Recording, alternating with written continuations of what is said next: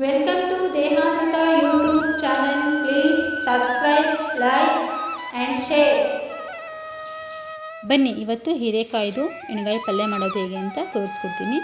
ಹೀರೆಕಾಯಿ ಮಧ್ಯೆ ಮಸಾಲೆನ ತುಂಬಿಟ್ಟು ಯಾವ ರೀತಿ ಮಾಡೋದು ಅಂತ ತೋರಿಸ್ತಾ ಇದ್ದೀನಿ. ನೋಡಿ, ನಾನು ಇಷ್ಟು ಹಸಿ ಕೊಬ್ಬರಿ ತೊಗೊಂಡಿದ್ದೀನಿ. ಹಾಗೆ ಮೀಡಿಯಮ್ ಗಾತ್ರದ 2 ಈರುಳ್ಳಿ ಹಾಗೂ ಒಂದು ಸ್ವಲ್ಪ ಬೆಳ್ಳುಳ್ಳಿ. ಬೆಳ್ಳುಳ್ಳಿಯನ್ನು ಸ್ವಲ್ಪ ಫ್ರೈ ಮಾಡ್ಕೋಬೇಕು. ಕೊಬ್ಬರಿ ಮತ್ತು ಹುಣಸೆಹಣ್ಣನ್ನು ಹಾಗೆ ಜಾರಿ ಹಾಕ್ಕೊಂಡ್ರೆ ನಡೆಯುತ್ತೆ.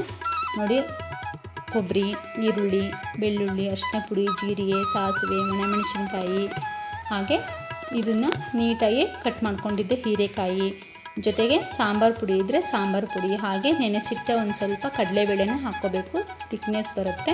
ನಂತರ ಇನ್ನು ಸ್ವಲ್ಪ ಉಳಿದಿರೋ ಹೀರೆಕಾಯಿನ ನಾನು ಅನ್ನಕ್ಕೋಸ್ಕರ ಸ್ವಲ್ಪ ತಿಳಿ ಸಾಂಬಾರು ಬೇಕು ಅಂತಾರಲ್ಲ ಮಕ್ಕಳು, ಅವರಿಗೋಸ್ಕರ ಮಾಡ್ತಾಯಿದ್ದೆ. ಬನ್ನಿ ಇವಾಗ ಮಸಾಲೆನ ಫ್ರೈ ಮಾಡಿ ತಗೊಳ್ಳೋಣ. ಮೀಡಿಯಮ್ ಗಾತ್ರದ 2 ಈರುಳ್ಳಿ ತೊಗೊಂಡಿದ್ದೆ, ಅದನ್ನು ದಪ್ಪದಾಗಿ ಹೆಚ್ಕೊಂಡಿದ್ದೀನಿ.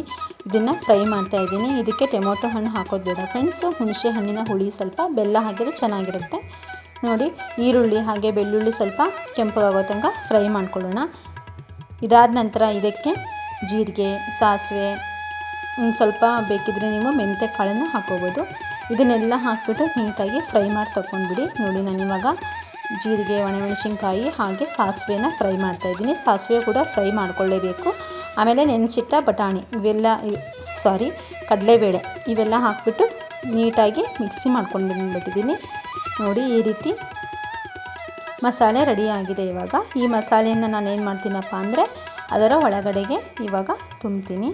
ಎಣ್ಗಾಯಿಗೋಸ್ಕರ ಕಟ್ ಮಾಡ್ಕೊಂಡಿದ್ನೆಲ್ಲ ಹೀರೆಕಾಯಿ ಅದರ ಮಧ್ಯೆ ಎಲ್ಲ ನೀಟಾಗಿ ತುಂಬಿಬಿಟ್ಟು ನೀಟಾಗಿ ಫಿಲ್ ಮಾಡಿಬಿಟ್ಟು ಈ ರೀತಿ ಎಣ್ಣೆ ಸ್ವಲ್ಪ ಸಾಸಿವೆ ಹಾಕಿಬಿಟ್ಟು ಚಟಪಟ ಅನ್ನಿಸ್ಕೊಂಡು ಅದ್ರ ಮೇಲೆ ಒಂದು ಸ್ವಲ್ಪ ಎಣ್ಣೆ ಹಾಕಿಬಿಟ್ಟು ಒಂದು ಸ್ವಲ್ಪ ಎಣ್ಣೆಯಲ್ಲೇ ಫ್ರೈ ಮಾಡ್ಕೋಬೇಕು. ಇದನ್ನು ನೀಟಾಗಿ ಫ್ರೈ ಮಾಡ್ಕೊಂಡಾದಮೇಲೆ ನಿಮಗೆ ಒಂದು ಸ್ವಲ್ಪ ಗ್ರೇವಿ ಬೇಕಪ್ಪ ಅಂದರೆ ಒಂದು ಟೀ ಕುಡಿಯೋ ಕಪ್ಪಿಂದ ಒಂದು 2 ಕಪ್ಪಿನಷ್ಟು ನೀರು ಹಾಕ್ಕೊಂಡ್ರೆ ಸ್ವಲ್ಪ ಗ್ರೇವಿ ಕುದೀತಾ ಗಟ್ಟಿ ಗ್ರೇವಿ ಆಗಿ ಬಂದುಬಿಡುತ್ತೆ. ಅದನ್ನು ಬಿಸಿ ಅನ್ನಕ್ಕೆ ನೀವು ಸರ್ವ್ ಮಾಡಿಕೊಂಡು ಸೇವನೆ ಮಾಡ್ಬೋದು. ಹಾಗೆ ಜೋಳದ ರೊಟ್ಟಿ, ಅಕ್ಕಿ ರೊಟ್ಟಿ ಜೊತೆಗೆ ಈ ಎಣ್ಗಾಯಿ ಪಲ್ಯ ತುಂಬ ಸೂಪರ್ ಟೇಸ್ಟಿಯಾಗಿರುತ್ತೆ ಫ್ರೆಂಡ್ಸ್. ಇದೇ ರೀತಿ ನಾವು ಬದನೆಕಾಯ್ದು ಕೂಡ ಮಾಡಿಕೊಂಡು ಊಟ ಮಾಡ್ಬೋದು. ಮಕ್ಕಳು ಆಗಲಿ ದೊಡ್ಡವರಾಗಲಿ ಎಲ್ಲರೂ ತುಂಬ ಇಷ್ಟಪಟ್ಟು ತಿಂತಾರೆ. ತುಂಬ ಟೇಸ್ಟಿಯಾಗಿತ್ತು. ರುಚಿಗೆ ತಕ್ಕಷ್ಟು ಉಪ್ಪು ಹಾಗೆ ಖಾರ ಮತ್ತು ಹುಣಸೆ ಹಣ್ಣು ಜೊತೆಗೆ ಸ್ವಲ್ಪ ಬೆಲ್ಲ ಹಾಕಿದ್ದೀನಿ. ಇದೆಲ್ಲ ಹಾಕಿ ಮಿಕ್ಸಿ ಮಾಡಿಕೊಂಡು ಅದನ್ನು ನೋಡಿ ಈ ರೀತಿ ನಾನು ಫ್ರೈ ಮಾಡ್ಕೊತಾ ಇದ್ದೀನಿ. ಸ್ವಲ್ಪ ಗ್ರೇವಿ ಸ್ವಲ್ಪ ನೀರು ಹಾಕಿ ಕುದಿಸ್ಕೊಂಡಿದ್ದೀನಿ. ಈ ರೀತಿ ಗ್ರೇವಿ ರೆಡಿ ಆಯಿತು ಫ್ರೆಂಡ್ಸ್. ಇದನ್ನು ನಾವು ಜೋಳದ ರೊಟ್ಟಿ ಜೊತೆ, ಅಕ್ಕಿ ರೊಟ್ಟಿ ಜೊತೆ ಸೇವನೆ ಮಾಡ್ಬೋದು. ನೋಡಿ ಎಷ್ಟು ಚೆನ್ನಾಗಿ ಬಂದಿದೆ ಅಂದರೆ ತುಂಬ ಸೂಪರಾಗಿದೆ, ತುಂಬ ಟೇಸ್ಟಿಯಾಗಿರುತ್ತೆ ರೊಟ್ಟಿ ಜೊತೆಗಿದು. ಅನ್ನಕ್ಕೂ ಕೂಡ ಇದು ರಸನ ಹಾಕ್ಕೊಂಡು ಸೇವನೆ ಮಾಡೋದ್ರಿಂದ ತುಂಬ ಚೆನ್ನಾಗಿ ಬರುತ್ತೆ. ನೋಡಿ, ನಿಮಗೂ ಇಷ್ಟ ಆದರೆ ಒಂದು ಲೈಕ್ ಮಾಡಿ ವಿಡಿಯೋ. ದಯವಿಟ್ಟು ಒಂದು ಸರಿ ಮಾಡಿಕೊಂಡು ಈ ರೀತಿ ಪಲ್ಯನ ಸೇವನೆ ಮಾಡಿ. ಎಲ್ಲರೂ ಕೂಡ ತುಂಬ ಇಷ್ಟಪಟ್ಟು ತಿಂತಾರೆ ಫ್ರೆಂಡ್ಸ್. ತುಂಬ ಚೆನ್ನಾಗಿ ಬಂದಿತ್ತು, ತುಂಬ ಟೇಸ್ಟಿಯಾಗಿತ್ತು. ಹುಳಿ, ಉಪ್ಪು, ಖಾರ ಎಲ್ಲ ಸಮವಾಗಿತ್ತು. ನಿಂಬೆಹಣ್ಣಿನ ಗಾತ್ರದ ಹುಳಿ ತೊಗೊಂಡು ಹಾಕಿದ್ದೀನಿ.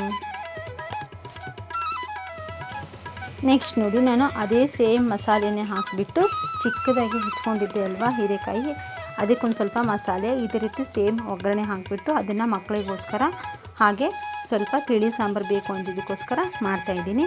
ಇದನ್ನು ಕೂಡ ಸೇಮ್ ನಾವು ಅದೇ ರೀತಿ ಮಾಡಿಕೊಂಡ್ರೆ ಸ್ವಲ್ಪ ನೀರು ಜಾಸ್ತಿ ಹಾಕಿಬಿಟ್ಟು ಹಾಗೆ ನೆನೆಸಿಟ್ಟಂತಹ ಕಡಲೆಬೇಳೆನ ಹಾಕಿಬಿಟ್ಟು ಮಿಕ್ಸ್ ಮಾಡಿ ಜೊತೆಗೆ ಒಂದು ಸ್ವಲ್ಪ ಉಪ್ಪು ಹಾಕಿಬಿಟ್ಟು ಬೇಯಿಸ್ಕೊಂಡ್ರೆ ಸಾಕು. ಅದಕ್ಕೊಂದು ಸ್ವಲ್ಪ ಕಡಿಮೆ ಹಾಕಿದ್ದೀವಿ ಅಲ್ಪ ಉಪ್ಪು, ಅದೊಂದು ಸ್ವಲ್ಪ ತಿಳಿಬೇಕಲ್ವ, ಇನ್ನೊಂದು ಸ್ವಲ್ಪ ಅರ್ಧ ಟೀ ಸ್ಪೂನಷ್ಟು ಒಂದು 1/4 ಟೀ ಸ್ಪೂನಷ್ಟು ಹಾಕಿದರೆ ಸಾಕು.